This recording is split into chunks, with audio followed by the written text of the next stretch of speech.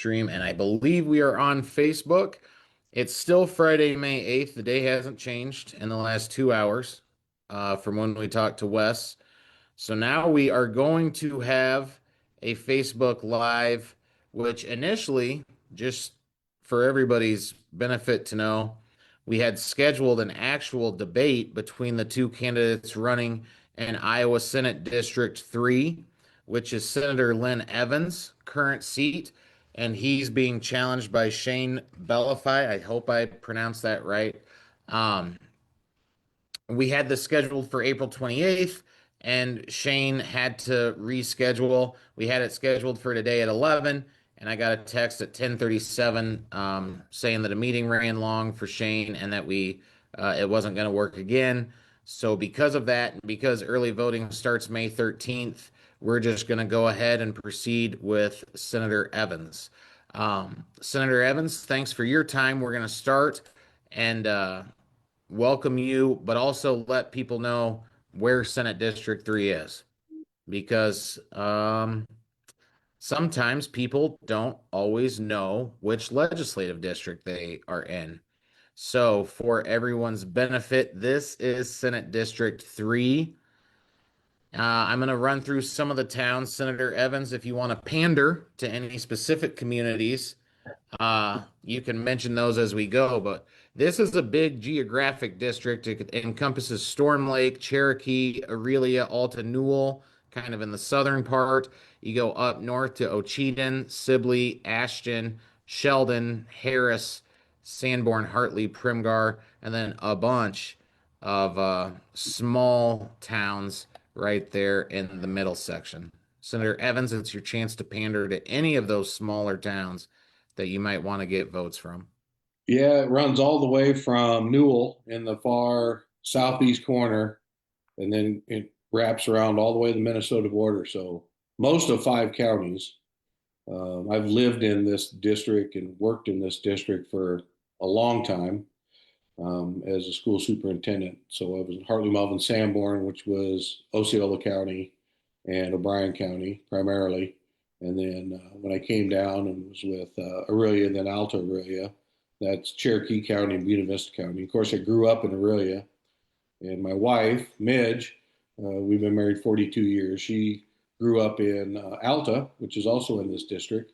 So I'm pretty familiar with the area.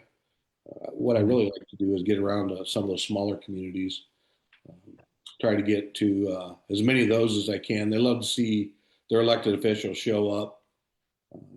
They do up here. Yep, they're not used to it happening all the time. They understand that it's a big district, so when you do show up, they appreciate it.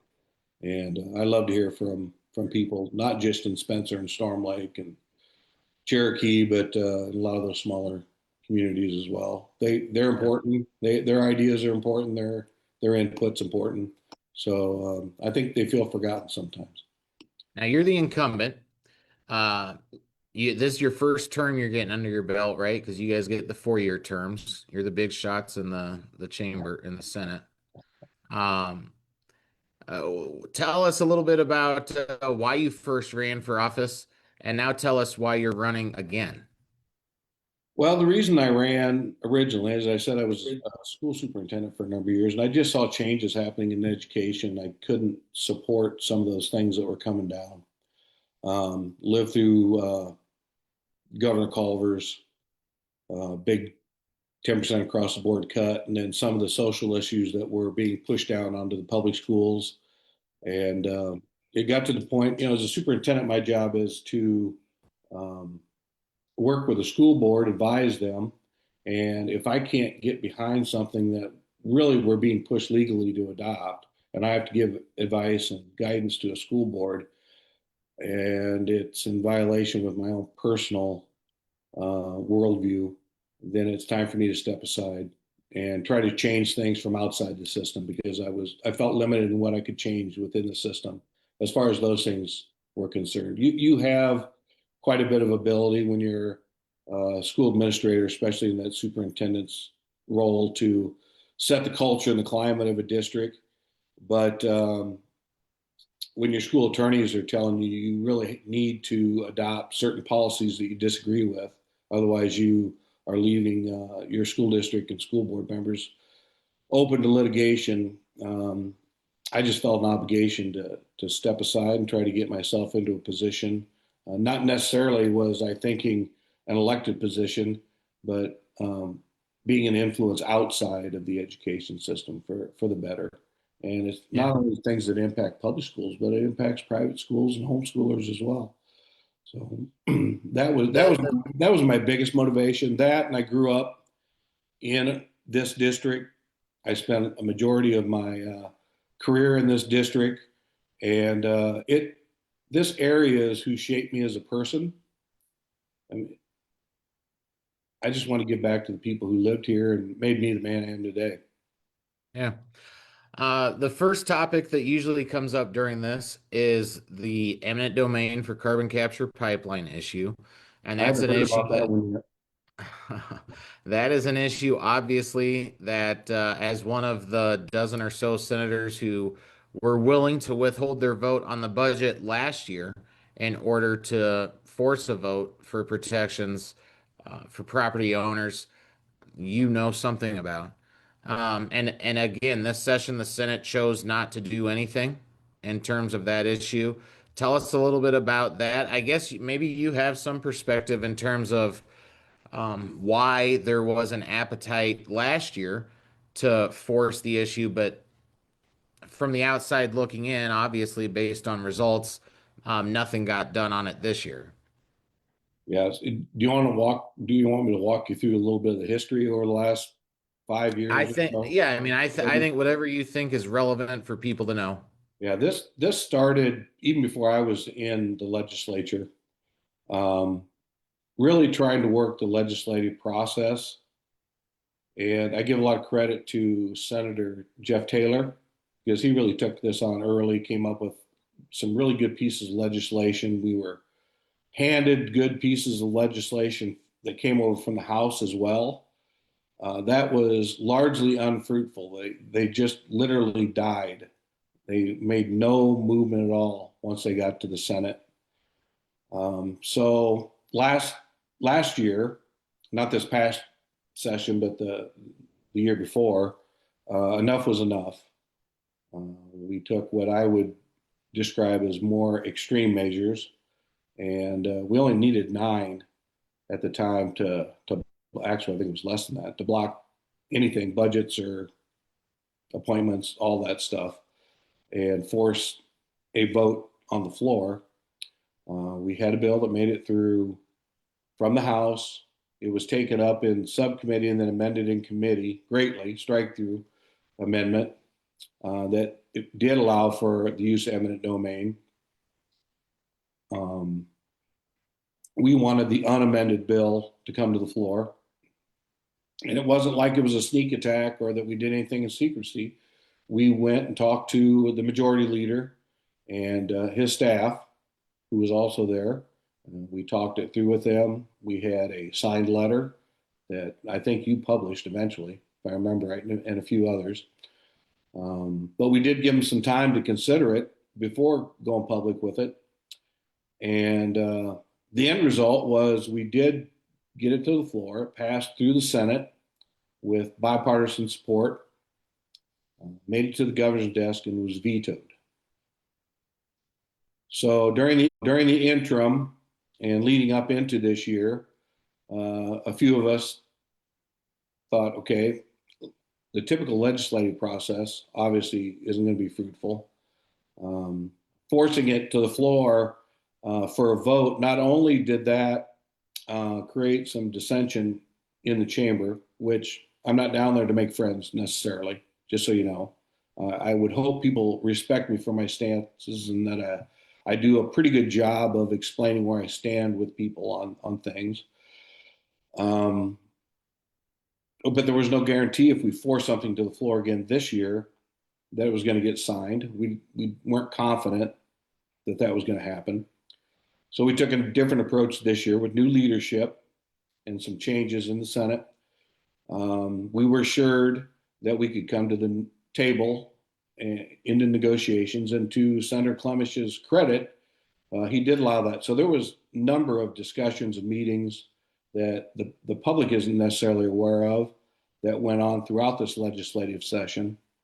Again, bill came over from the House, and again, it was amended greatly in committee, strike through amendment. So Senator Lons, working with a number of us and consulting with attorneys, we came up with our own amendment. So amending the amendment, which I thought was, and a number of us thought was a good approach. It showed good faith effort on our part that we were willing to be a part of the discussion. The sticking point on that was ours did not allow for any use of eminent domain. And actually, if people were to go back, and it should still be posted on the legislative website where you can find bills and amendments, it still should be public.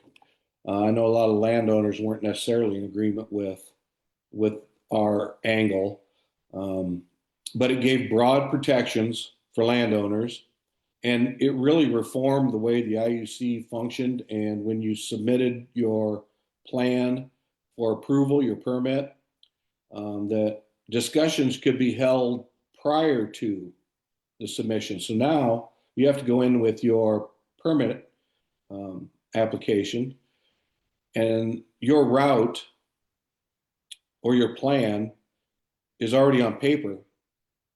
And then you get to have discussions with landowners and other affected businesses, individuals, cities, counties after the fact, and your public meetings after the fact. Ours allowed for that to happen prior to, so that you could find willing landowners, work with cities and counties on the front side, then develop your route and apply for your permit. But ours had no eminent domain use. The amended version that came out of committee still allowed for use of eminent domain, although on a more limited basis. But still, there's I call it this uncomfortable document. It's our Constitution. That's the law of the land, I think, isn't it? Still. Uh, and it's clearly defined on what eminent domain can and cannot be used for in the Fifth Amendment. It has to be it's a government taking, not a private taking, and it has to be for a public use. Public use would be things like roads, bridges, schools, parks, things that all of us can participate in the terms of any transmission or transportation. So you're talking pipelines or electrical transmission, things that are buried under the ground that often need or are requesting the use of eminent domain. They need to be a common carrier, which means that anybody can tie into it. This project in particular is a contract carrier. So only those who contract to be a part of the pipeline, the CO2 pipeline in the project we're talking about, but it could be other projects. Contract carriers, they're not allowed the use of eminent domain. So there's where the distinction lies. When people say, name me a pipeline or an electrical transmission line that's not owned by a private company. Well, the answer is most of them are, but the distinction is it a common carrier or is it a contract carrier? In this case, it's contract carrier. Yeah. That's what disqualifies them. So it was disappointing. It was disheartening. We're not done. We walked away from the Capitol this year, and there was 10 of us that signed on to our amendment, but I think we had 12 of us in the Senate that would have voted in favor of it, possibly more if it came to the floor. I think there were some that really liked what we were trying to accomplish with that amendment. It didn't get to the floor again. We walked away with the feeling that, okay, what the message is being sent is, if you want to really follow the Constitution on the use of eminent domain, and you want to protect landowners, all landowners, not 90% of them, we should be protecting even that one, according to the Constitution. Um, Right. so we walk away thinking the only way you're going to do it is by taking more extreme measures. I don't think the general populace, the people who put us in office, want us to govern in that manner. But if that's the stance that we're going to have to take, then that's what we're going to have to consider moving forward. Yeah, just interesting that that was the position from a year ago, and then I think landowners probably would have hoped for something, some sort of a plan going into this, knowing that the last one didn't work, and it is what it is at this point now. Yeah. We were pretty certain if we forced it to the floor that there was no guarantee the governor was going to sign it. Yeah, and at that point, you're So going to that have to that's a play lot of games work. That's a lot of work and pain for for a no veto. result. So Right.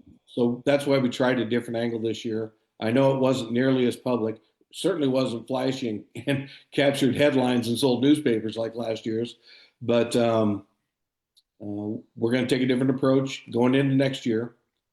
We may have to go back to what we did a year before. I hope we can get something to the floor without having to do that, but if that's the direction we need to take, we're willing to do that. Yeah. All right. So Republicans have had the trifecta for 10 years.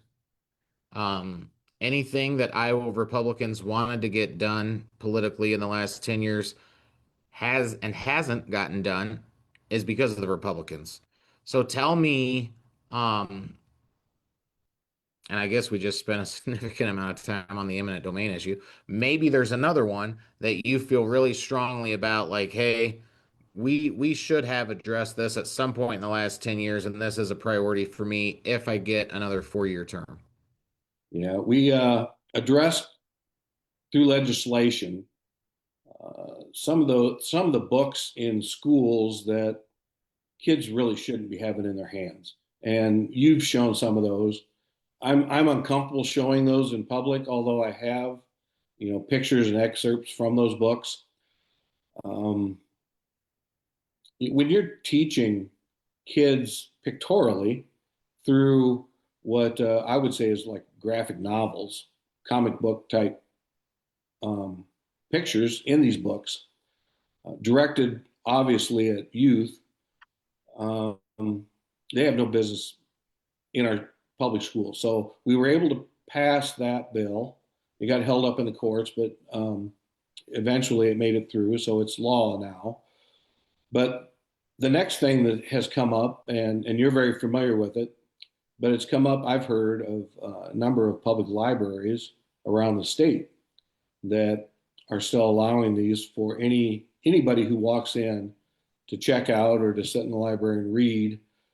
They're in the children's section or the youth section, young adult section, same books. You can run down your list. I'm not going to run down the list of them. But to think that taxpayer dollars are paying for those is wrong. And for those to be openly in the hands of our youth, and libraries do not divulge to the parents what their children are checking out or walking in and reading. So what we hear is, well, then the parents should go into the library with them. That's a parent's responsibility, maybe minimally. But when you drop your kid off at a library, that's a good thing. Always was when I was growing up. When my parents were taking me to the library, they wanted me to be an avid reader. Um, but then you find out that these are the kind of things that they can be exposed to. Uh, it really brings heightened awareness, not only from parents, but the public. It puts whoever the governing body of that library is, it could be the city in some cases, or they have library boards as well. It puts them in a bad position. And we were hearing from some of those, and maybe it's a lack of courage, I don't know, but they wanted some legislative support that they could point to. I think that's a good thing that we would give that to them. We've had just, as you know, a terrible, difficult time getting that pushed through. I don't know if it's because of the outrage that some receive. We get barrages of emails on different topics. Um, and for some, this is an uncomfortable topic. and they really want to keep it a local issue, which it is. But we need to give them some help from the legislative side as well. Again, a number of bills have been brought forward. I actually worked with a representative who had tried to run a bill. Just it was a very simple bill on obscene materials. I talked to her, wanted to know if she would be offended if I ran that same language in the Senate. She was tickled that I was willing to take that up, and we did. It got a subcommittee. The interesting part of the subcommittee is you go around the room, and everybody in the room, they're there to advocate against the bill, right? And everyone said, well, there are no obscene materials in our public libraries. Well, then one of my closing comments was, well, if there's no obscene materials in the public libraries, why would you be opposed to this bill? Right. You should all be in favor of it because it supports your position. Um, but ultimately, again, we didn't have enough, and now I'm rethinking maybe how I ran this through committee, but we didn't have enough support coming out of committee to take it to the next step, which would be to put it on the calendar. Um, Well, maybe you did maybe I have a should bill. You maybe did I have a should bill to repeal the obscenity exemptions on the committee calendar, and it was pulled because you didn't have the votes for it right. in caucus. Have you ever thought about if you don't have the votes, that's fine. Make them go on record as opposing such a bill in That's committee. yeah, maybe again, I don't get it right every time, Jacob. I freely admit that. So maybe this was one of those cases where I could have been a little more aggressive and putting people on record. I think it would have probably passed because how could you vote against that? Um, we'll take another shot at it. Again, probably that same language. I don't see any reason to amend that language, but I'm open to suggestions from people if they think there's a better way to word Yeah. that. It's something that needs to be addressed. And to be clear for people watching, that's the practice of how the legislature works in both chambers. If the votes aren't there in committee, they protect the caucus. And I don't know how much power a committee chair has to change that practice. I'm assuming it isn't very much if they want to stay committee chair for long. Well, So I don't want people to think that's a knock on a committee chairman, because in this case it would be you. Um, but I think that's just a knock on the system. Um, you I, bring up an interesting point that some people are more concerned about hanging on to their committee chair than they are about doing the right thing. And if I run some controversial bills or actually push stuff through committee, um, and I'm not going to use the word arm twisting because I don't arm twist. I just state the case, and I think I do a pretty good job of stating the case and supporting it. And that's how we get through things committee. But if they're not satisfied with my work as a committee chair, so be it. I'm mm, going to try to do the right thing as much as I possibly can. yep. Is there anything in the It's last 10? disappointing. It's disappointing that people take that stance. They go in to office, they want to stay in office, right? They become a committee chair, they want to remain a committee chair once they're there. I don't think that should be our mindset as elected officials. We're sent to do a job by the people we represent. I represent roughly 63,000 Iowans in my district. A good majority of them, at least on my side of the aisle, really want to see something get done on these topics. Mm, Um, so if I get aggressive and I end up losing a committee chair, so be it. I'll go back on the bench. I can do work from there as well. yep. But most people have been pleased with the work I've done as a committee chair. On this issue in particular, maybe should have been more aggressive in getting it off the calendar to the floor, if that makes any sense. Oh yeah. What I guess one thing we can talk about, just because we just did a Facebook Live with Wes Enos, who's running in Iowa Senate District 23, and the whole conversation about legislators don't have to live in the district they represent after the general election.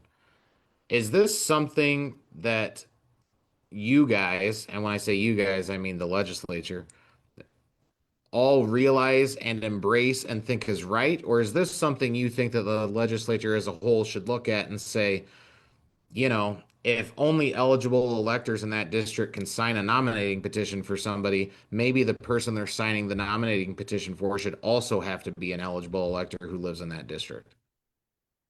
Yeah, the vast majority of us do live in the districts that we represent, um, but there are some who don't, or they only live there part of the time, or they only live there long enough to get elected. Even when you're going around getting signatures to be on a petition, you don't have to live in the district at that moment in time. I think it's 60 days before the election, isn't it? Mhm. Jake, is that 60 days before the yeah, general election, and then you go wherever you want to go after that, apparently. right? I don't think that's what Iowans expect. I think they put somebody in office that is one of them that live in the district and is accessible and is around the district and they know that they live in that district and are looking out for their best interests. Um, I think there's a bigger mindset for people living in the district rather than people who run to represent because it's a safer seat, or maybe it's a district that they large population they represented at one time, but due to redistricting, um, they got moved out. Um, so move into the Senator Sandy Salmon. I'll use her as an example. During the redistricting, she got cut out of a large portion of her previous district. She up and moved.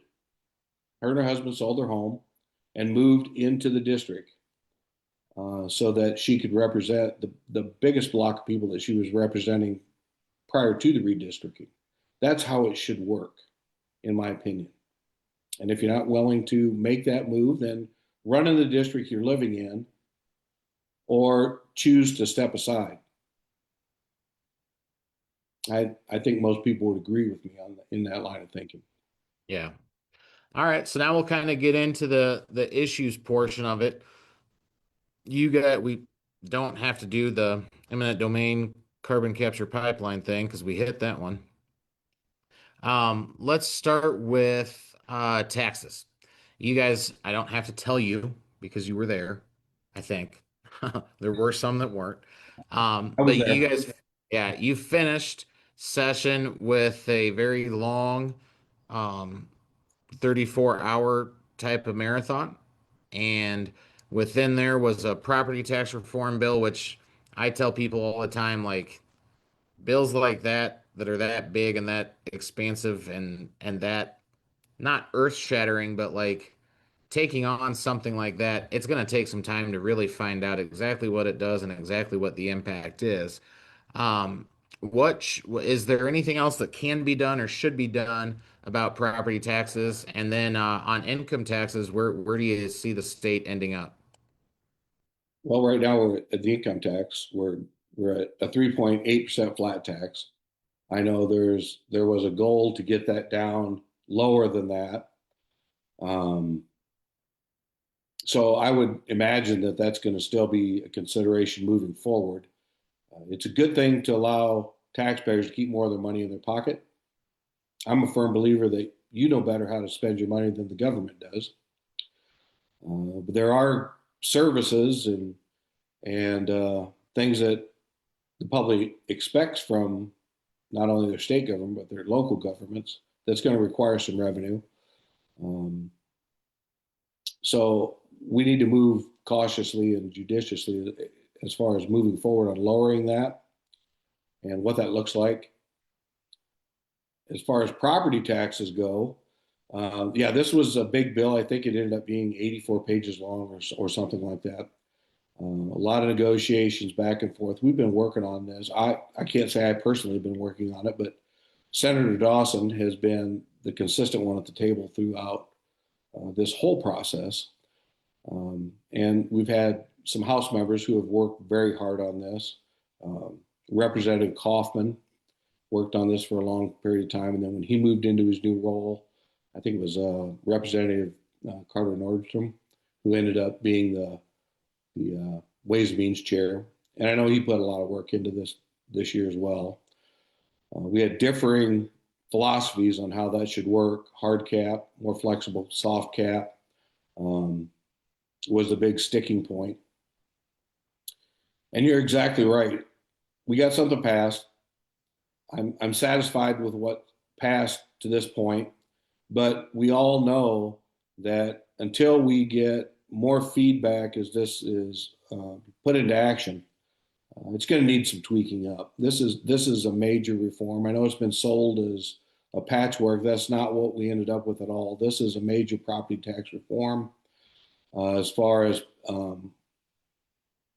not only how it works for cities and counties, your local governments, but also for homeowners. It's going to be significant property tax savings for homeowners the way it was rolled out. We did not get across the larger exemptions or tax breaks for seniors.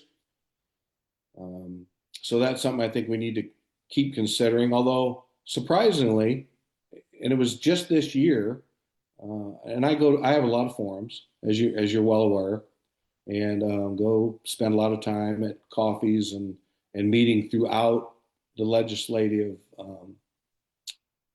our legislative time, not just during the interim.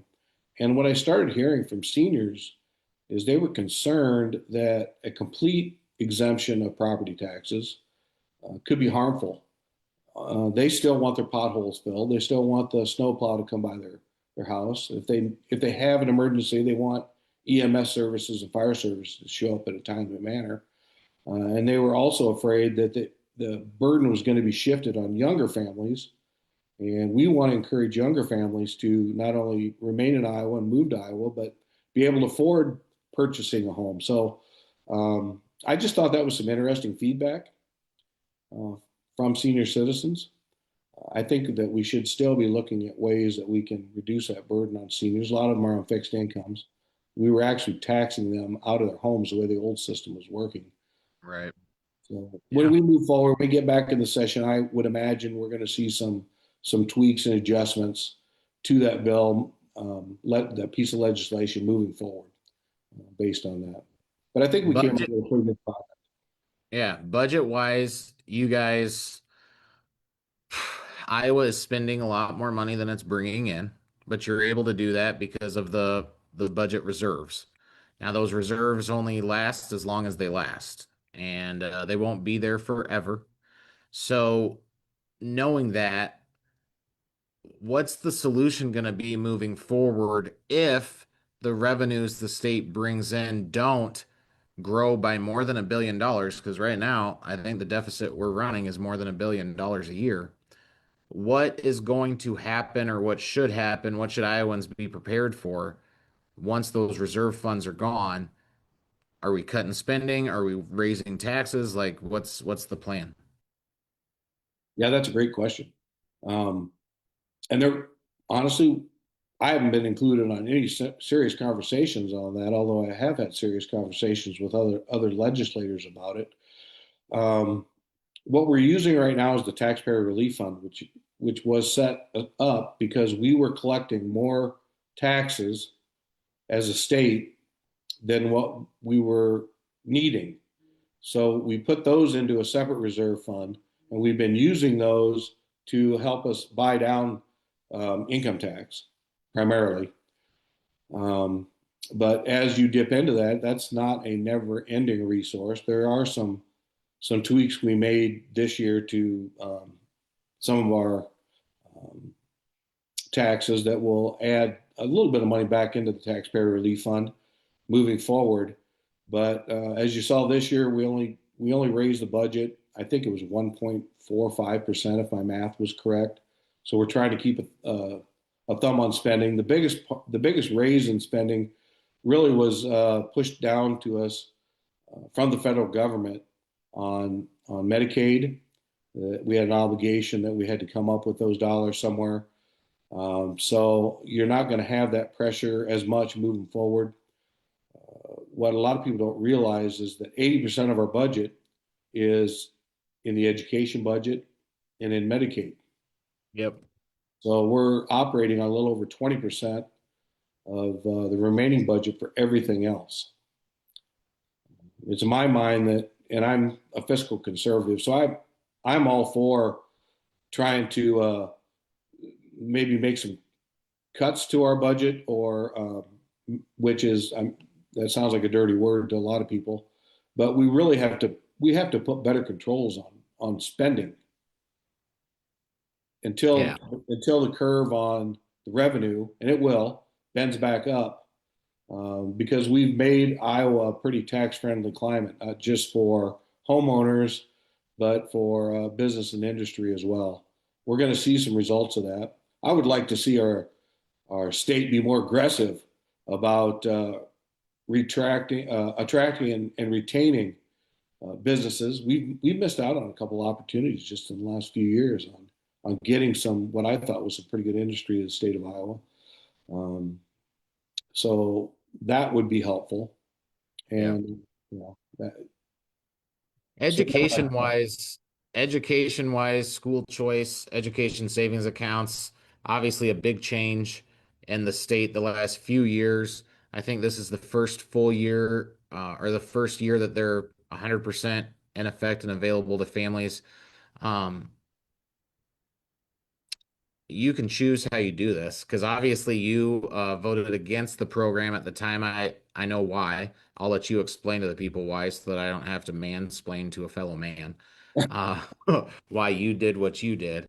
But tell us a little bit about your thoughts on the education savings accounts plan, why you voted no originally, how you've seen it roll out, and if there's things that need to change to that moving forward.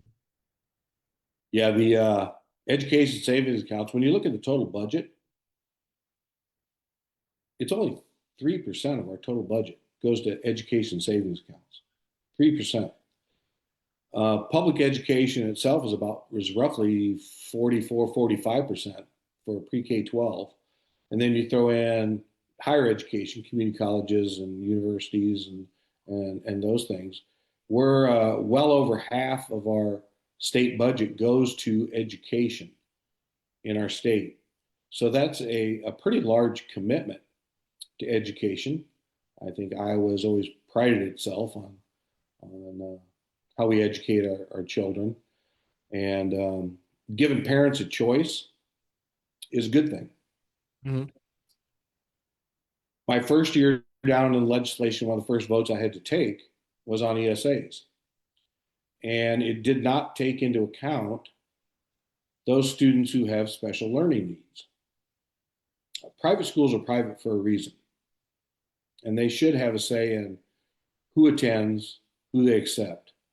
But it was my stance at the time, and I still believe this is true because we can correct this.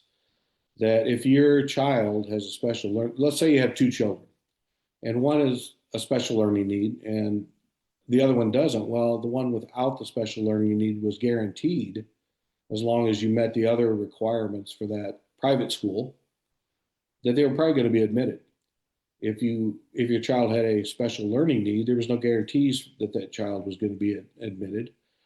Now, when you look at across the state, the vast majority of private schools either work with the public school system, or they take on that role themselves in educating those kids with special needs. But the money does not follow to the private school the way it's set up right now. Some of that's federal legislation, but we have some controls at the state level as well. What I asked for was give me a couple of days. There was a previous bill that they tried to pass on ESAs that did take that into account. That was not in the bill that we were voting on. And I said, if I don't get time to at least present this, I can't support it, because your child should, or you as a parent, should have the same choice as every other parent, regardless of your child's learning needs. And if that's the sole reason that you're turned away, we can fix that. And that's something that I would be willing to work on moving forward. Other than that, I think the ESA system has been working as designed. I wouldn't offer any other changes to it, to be honest with you, at this point.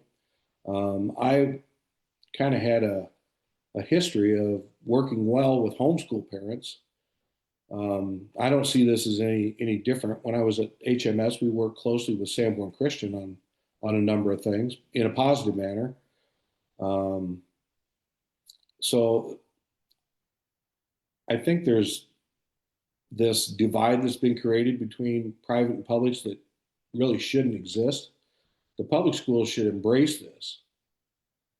If a parent is choosing to leave your system, either as a homeschool um, child or wanting to place them into a private school, even a charter school, but charter schools by definition are public schools. The question you need to be asking is why, right? You Right. need to compete. Yeah. Competition is a good thing. It works in business. Why shouldn't it work in education?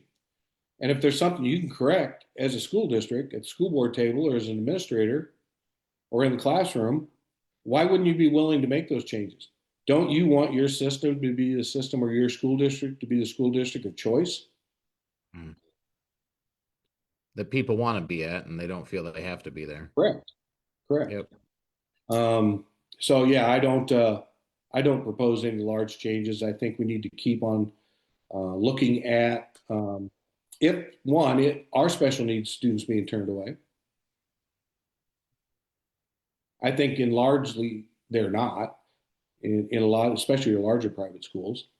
Um, but for those smaller ones that maybe don't have the resources to support those children in the classroom, we need to find a way to get them the resources so that they can do that, so they can educate and support those children, those families in the classroom. Yeah. You mentioned education funding. Um, there's some people that would argue we don't fund education enough, and I would argue those people aren't educated enough on how we fund education, at least on how much we fund it. You already acknowledged over half of the state's budget goes to that. So is it a problem of not enough funding, or is it a problem of where that funding is going, and how is the legislature planning to address that? Yeah, so we have a $9.6 billion budget as passed this year and some change.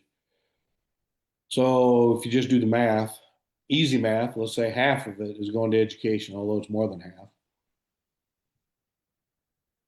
What is that? 4.3? No, it'd be more than that. Yeah. If it's 9.6, more than half's got to be Almost 5 billion. 4.8. Yeah, going to education, the state of Iowa. I have a hard time understanding how that's not enough. I understand the pressures that some of these school districts and colleges, universities are under. There are costs that raise that are outside their control, but it's about how you're choosing to spend the money. We have passed some legislation just since I've been in there. Some of it I helped draft, giving schools more flexibility on how they can use those funds.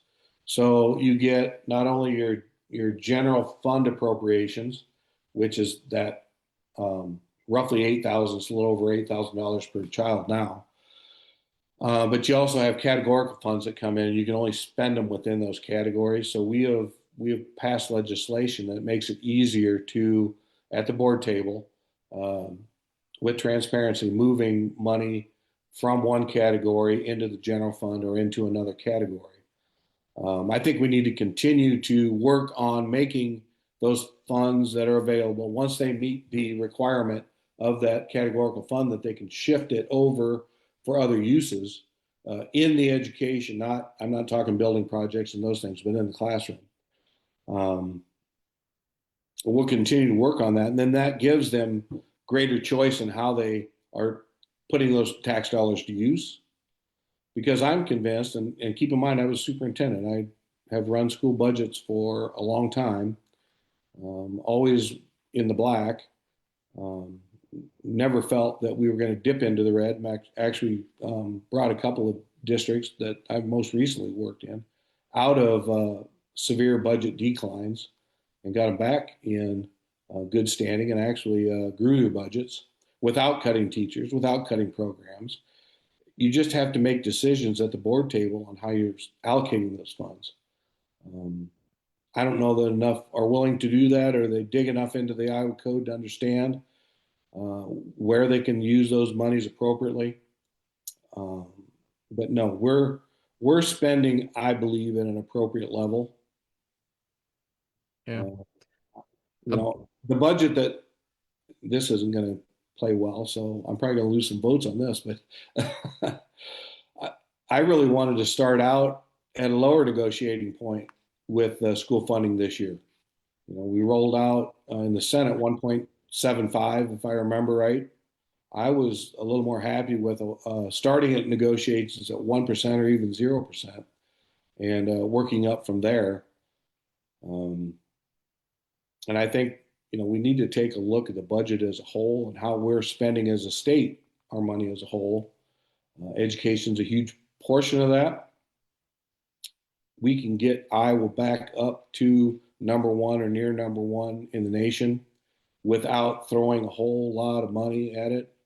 When you look historically, uh, it's not how much you're spending on per pupil costs. It's how you're using those per pupil costs, the decisions you're making in the classroom, the pedagogy, the teaching strategies that you're using in the classroom that are shown to be effective by backed up by research. And we're moving in that direction as well because we've made some wholesale changes in that, especially reading and math. yeah. I don't know if you're aware or not, Jacob, but we saw just in 1 year's time after rolling out the science of reading, an 11% increase in elementary reading scores across the state. That's significant, double-digit jump. If we can sustain that, that's a wonderful thing. And I think we're going to see the same thing in math because the math counts bill that passed and is now in legislation, teachers are being trained in scientifically research-based methods in how to teach mathematics effectively. And we're going to see a similar increase, I guarantee it, in our math scores. That's What the work about we need to be doing, not throwing more money at it. So what about social studies? I know that's been a big priority for House Republicans is to strengthen social studies education in the state. And some of those House bills or proposals have gone to the Senate to die. Um, oh, what's the disconnect there between the two chambers where why aren't the social studies priorities that the House is fighting for, why aren't those being taken across the finish line in the Senate? Yeah, that's a good question. Um, the biggest one was we required the Department of Education to do what was supposed to be a complete rewrite of the social studies standards. After they went through the process, we came back with largely the same thing in our social studies standards. What we did get pushed through this year, I think it made it through both chambers. I'm pretty sure it did. Is that they're going to have to do a do-over on that, and we were pretty prescriptive in what we expected to see as the end result. A lot of that came from the House, and it was good language. Uh, we've got to get back to this. The teaching standards are kind of the foundation of your curriculum. So those are the broad, overarching things on what your curriculum at your school district should be built around. And really getting back to what I would call classical education when you look at social studies standards, civics. We had a civics bill that passed this year as well. Um, so we are moving in that direction. It's maybe not as big as what the House would like to see, but we are getting some things through. There were some pieces of language. We had a very large bill that I worked with Senator Green on that it addressed charter schools, but it also had some of those other pieces in there about social studies education, civics, and those things was all in that bill as well. It was a large bill. Um, I'm confident that we're going to keep moving in that direction. Yep. So, The life issue, obviously a big one in Northwest Iowa among Republican primary voters. We have the heartbeat bill. You guys passed the abortion pill bill, which, whatever. Um, Tell me a little bit about where you're at on that. Should Iowa go further? I think the only place to go prior to heartbeat is probably at conception. I can't think of anything between conception and heartbeat that's foundational. Or are we good where we're at? I don't think we're good to where we're at. And this is backed up by science as well. When at the time of fertilization or conception, however you want to state that, um, a new strand of DNA is formed. You're neither your mother nor your father. You are a unique individual at that time. I think some agree with that. There's some disagreement on it because they want to ignore the fact that that is when personhood begins. So when you look at this broadly, and I always ask the question, and Representative Deacon and I have had a lot of discussion on this. So I credit him with helping me frame this in a manner that makes some sense. If you're on one side, you're in the womb, the only thing that you require is the same thing basically that we require when you're outside the room. You need oxygen, you need food, you need to have a proper environment in which you can thrive. At that point in time, it's the womb, right? Mhm. At least that's my thinking. Why does your location determine the rights you have as a person? If you're on one side of, in the mother's womb, or if you're no longer in the mother's womb, why do your rights change at that point in time? So we do need to go farther with that. Um, what that's going to look like, or what we can get across, get enough votes to pass, that's still under discussion. But the heartbeat bill was a good move forward. We had the original heartbeat bill a number of years ago. Um, Ours went further, um, but we're not done. We can't be done on this. Um, Okay. we're, we're we're losing millions of lives Mhm. every year. Um, Now you mentioned the pill bill. I don't think it necessarily does what people intended it to do, but it's already federal law that you can't sell those things across state lines. They literally are a death pill. And you can go online and purchase them. You don't need any kind of doctor's recommendation. You don't need a prescription. You don't need a doctor's visit. So making those more difficult to just go online and go to, and I honestly, I think there's one site, it's called like redpill.com or something like that. It's targeted at red states. Um, you can go online and just order those things. So think of human trafficking. Right. Was there any discussion Human among traffickers are going to use those. was there any discussion among the senators that are pro-life um to say why are we allowing these pills to be dispensed and I like why don't we just ban them? There was some discussion on that. And I think that's the direction moving forward that we need to go. I I don't like the whole idea of incremental legislation, but it is a reality.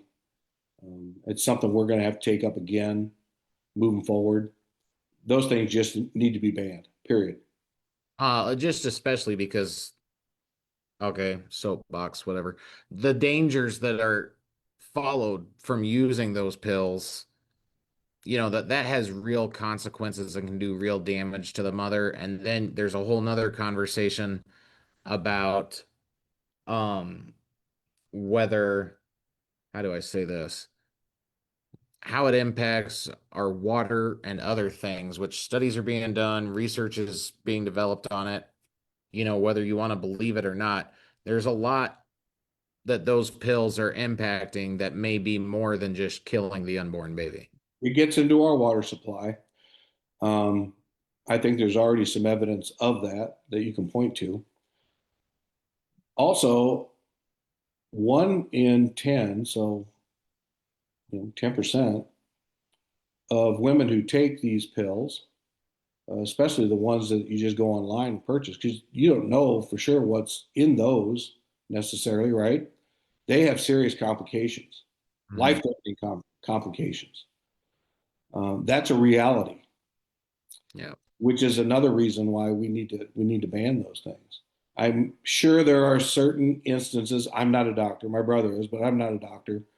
Where there may be a use for chemicals of some kind because of life of the mother issues. Um, I honestly, Jacob, I think those are so rare that we need. Not that we don't need to keep in consideration, but I don't think that should be the driving point in getting rid of those things. Right. At Yep. least under strict physician scrutiny that falls within our legislation that already addresses abortion as a whole. Your district up here in Northwest Iowa, fairly rural. Um, what's the number one thing that you think the Iowa Senate, the Iowa legislature should do for rural Iowans? We need to be looking at business and industry and being attractive to business and industry in rural Iowa. We're in a situation now. We need to continue to be expanding broadband access, and we are. But we're at a point now where you can live or work just about anywhere. Yeah. You don't have to be in central Iowa or eastern Iowa where larger populations are. And I've talked to a number of people who are from this area, former students of mine, or people I grew up with, that either they or their children would really love to move back to this area because it's a great quality of life living in rural Iowa. So why aren't we being more aggressive about attracting industry and business to the rural parts of our state? We are largely an agricultural state. I think everyone agrees with that. But we need to broaden the base a little bit. They can even be agriculture, business, and industry. They don't all need to go to the more populous areas. So, Daisy Dairy is opening a plant in Boone. I think that's great for Boone. A lot of people would look at Boone as rural, but I'm looking at my area. Where's one of the highest concentrations of dairy producers? It's in your area, Jacob. Yeah. Sioux County, and that why wouldn't we put these plants closer to where the product is being produced? It would make a lot more sense to me. Right. And we did get some things across this year that is more favorable to rural Iowa, but just our whole economic development climate. And I don't want to point necessarily to Debbie Durham or whoever's working in that, but she's from Sioux City. I would love to see her and her team be more focused on Western Iowa and really grow. We have some great opportunities out here in Western Iowa. Hmm.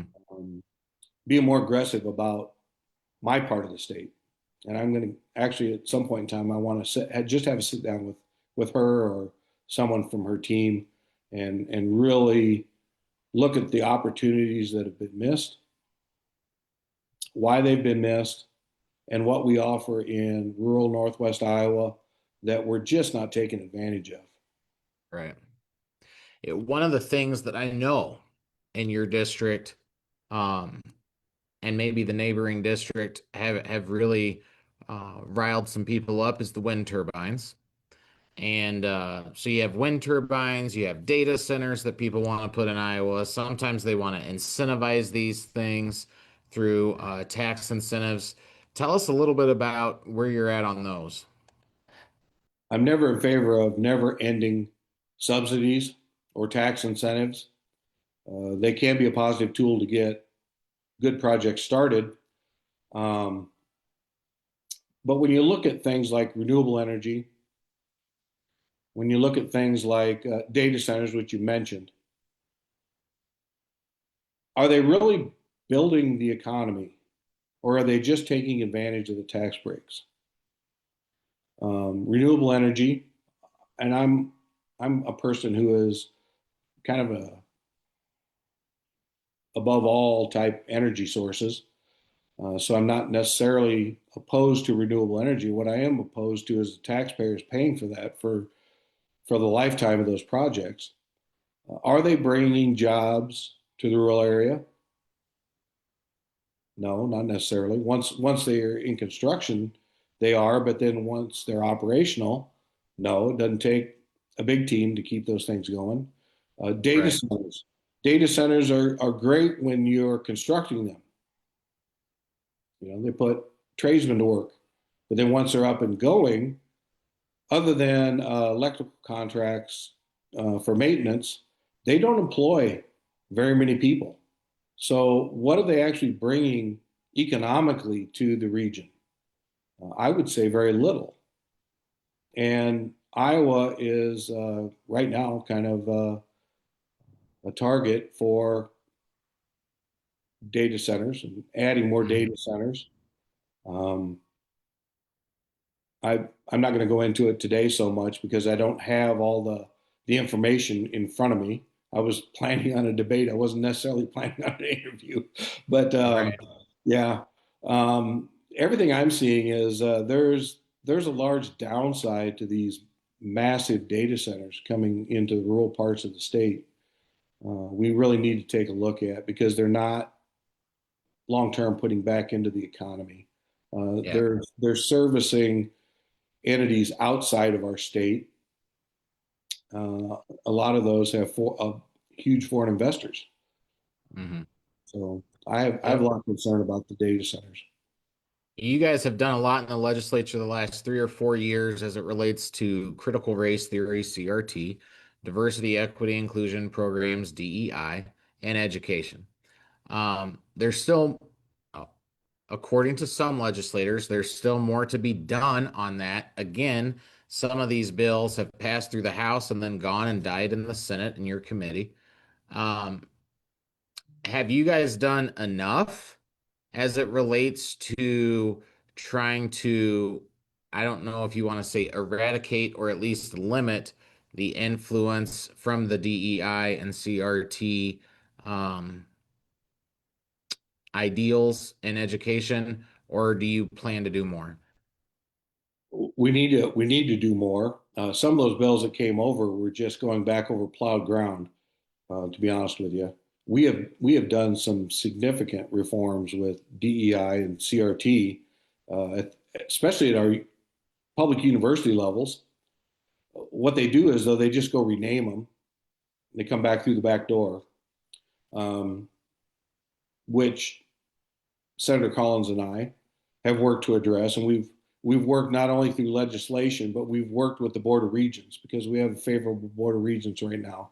They're willing to take some of that on. But back to our spending discussion that we had earlier, why are we spending the money on DEI offices and officials and people overseeing um, those initiatives that we know don't necessarily have a positive impact on a student's education?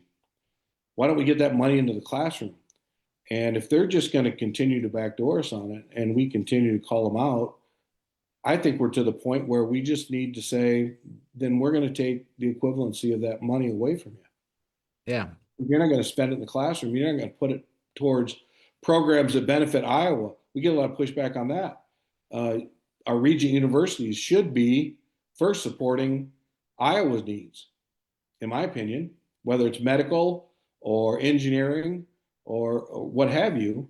So they are doing some studies. They are doing a good job. I think I'm going to give the region some credit of restructuring not only the requirements that students have to take, but getting rid of some of these programs that just aren't fruitful, that are supporting things that there's no jobs when these kids come out. They're not supporting Iowa's economy or even the region's economy. Um, I don't know how many people get a gender studies degree and go out and get in the workforce studying gender, and it's having a positive impact on Iowa. So we haven't gone far enough. It's just when you pass a bill, whether it's directed at K-12 education concerning critical race theory or DEI, and then you find out they're backdooring you on it. So you come back with similar legislation that is proven to be not effective. That's why I say you just go back over plowed ground. So we've got to be more aggressive, one, on what's already in the books and holding them to that, but also, the power of the purse speaks pretty loud. And if you Yeah. continue to do this, whether it's a K-12 setting, you're not following the law, or to higher education, our regional universities in particular, why don't we just defund to that level? Take money away. Yeah.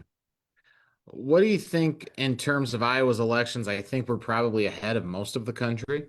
Um, but there's also people on our side that want to see a lot more done to strengthen election integrity in Iowa. One thing, it's more personal than anything else.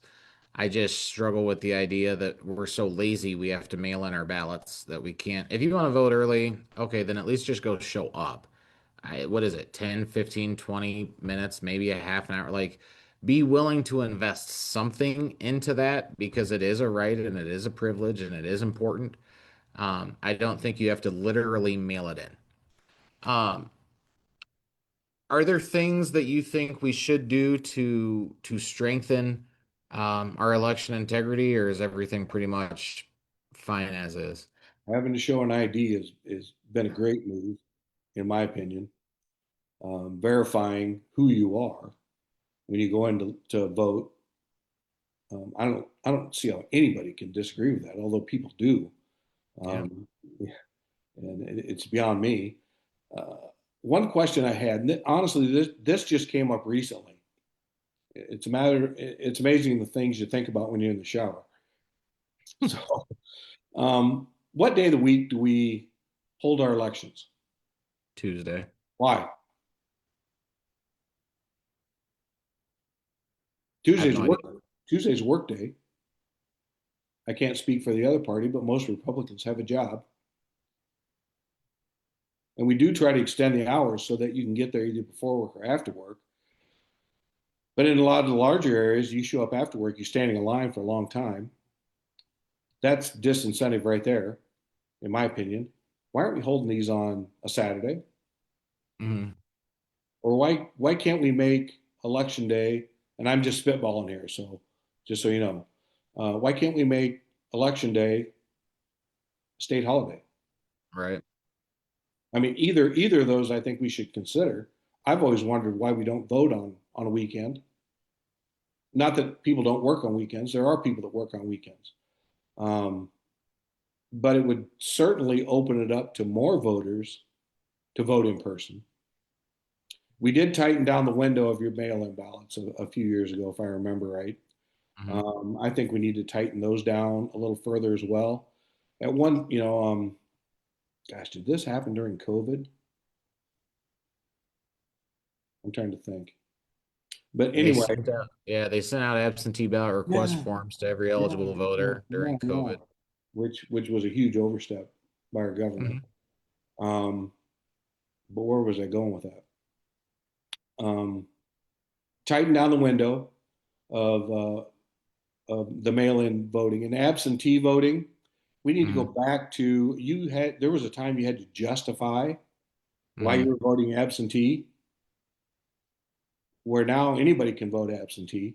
And this is from a guy who just sent out a mailer um, telling people how they can Request, vote yeah. absentee.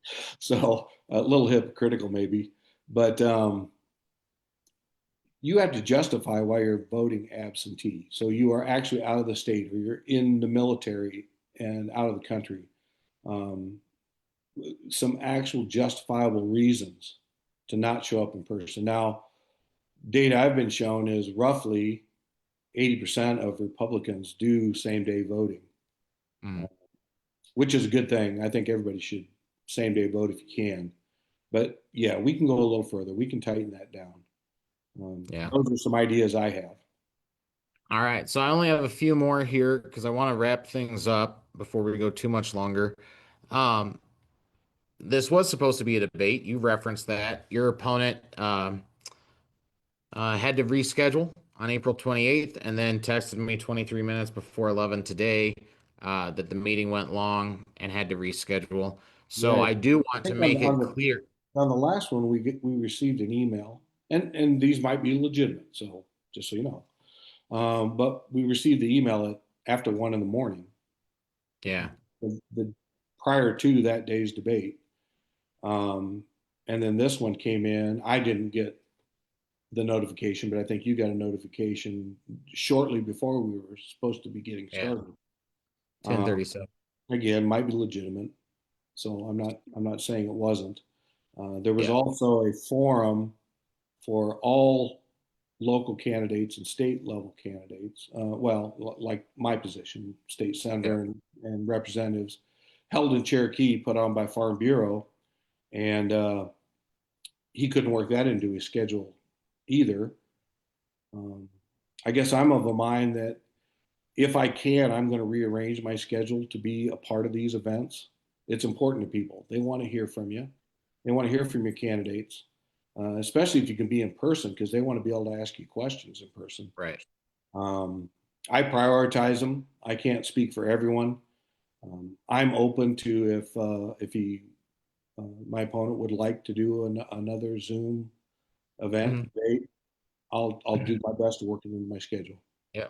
I just want people to know these both of the dates were dates that he specifically said would work. So like this, he was invited, he was encouraged to participate, certainly by me. I was hoping to have both candidates here. But eventually I want these to get out before early voting starts, which is May 13th. So I just proceeded today, and that was the decision that I made. Um, all that said, he had the chance to be here a couple times. Neither one worked out. Um, so I'm giving you the opportunity to tell us why people should support you over your opponent.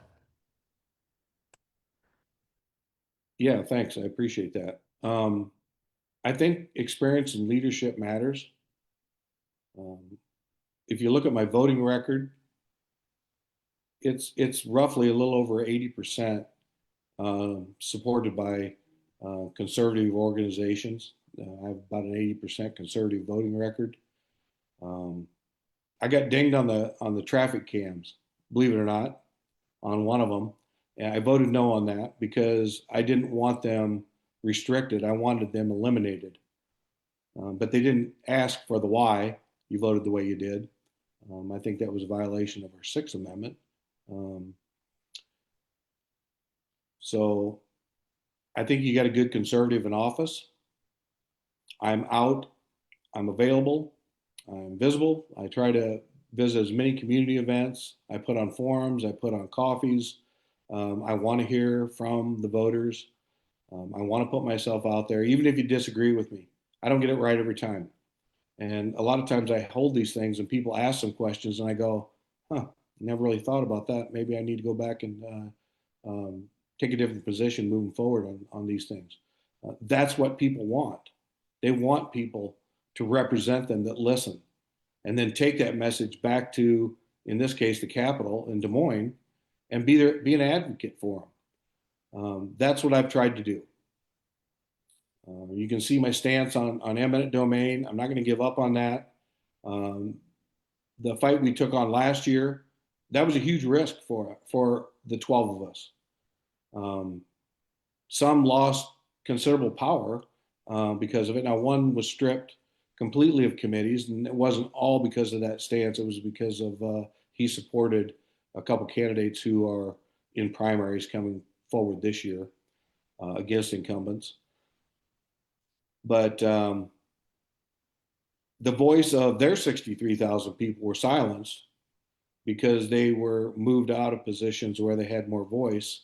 That's the risk that we took. But we knew that going in. And as I said, we took a different position this year, not to protect ourselves, but just because we wanted to get the legislation moving forward. If we have to take a similar aggressive stance, we're willing to take that risk again. Um, we're here to represent the people of Iowa. That's what I want to do, and I want to represent the people of Northwest Iowa, especially my Senate district. They're the people who helped raise me.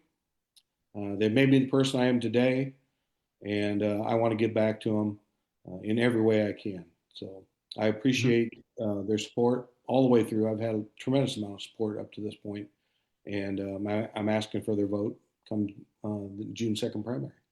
Yeah. And just so people know, even if you're not in Iowa Senate District 3, which is Northwest Iowa, um, you can get involved and help if you want to support one of these candidates. If you want to support Lynn Evans, you can do it through donations. You can do it through making phone calls, probably from wherever you do live into the district to encourage other people that do live in the district to go vote. You can write letters to the editor, probably. You can tell your friends and family who do live in the district that they should go vote. If you have a free Saturday and you don't live too far away, you can go help knock doors, probably. Um, so again, just because you don't live in the district, because a lot of districts don't have competitive primaries. So just because you don't live in the district doesn't mean you can't make an impact. If people want to make an impact, where can they go, or where should they go to try to contact your campaign or get involved? Yeah, I have a website set up. It's lynnevansforiowa.com. It has a lot of information, my stances on things, legislation that I've helped get across. But there's also an area that you can request yard signs or barn signs. And just so you know, I'm starting to run short on those. We've had so many requests. Um, but I'm willing to order a few more if we can get them in time. But you can also get involved. So there's a place where you can volunteer, and you can volunteer in any manner you want. You can help make phone calls, you can help knock doors, you can reach out to your friends, your family members to get out and vote, no matter who you're going to vote for. It's important that we get out the vote, especially on this off year election. We have a governor's race that we really need to get the right person through the primary, whoever you think that right person is, because we need to keep that seat in the Republican hands.